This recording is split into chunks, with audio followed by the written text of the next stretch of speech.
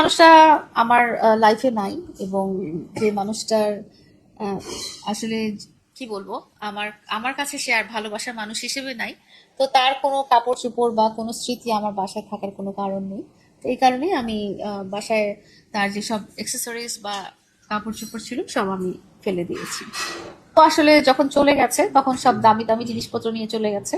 শুধুমাত্র কাপড় চোপড়, জুতা, অ্যাক্সেসরিজ, যেগুলো খুবই কম দামি, এগুলো যেগুলো কোনো ভ্যালু নাই সেসব জিনিসই রেখে দিয়েছিল। তারপরেও আমি ওগুলো খুব যত্নে রেখেছিলাম।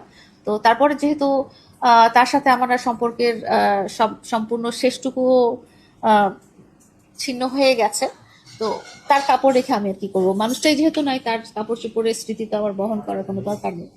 এছাড়াও একটা জিনিস, যে যে লোকটা এত বড় অপরাধ করেছে, আমাকে এত কষ্ট দিয়েছে, তার জিনিসপত্র কেন আমার বাসায় থাকবে? আমি আমার বাসায় এমন কোনো মানুষের কোনো স্মৃতিচিহ্ন ধরে রাখতে চাই না।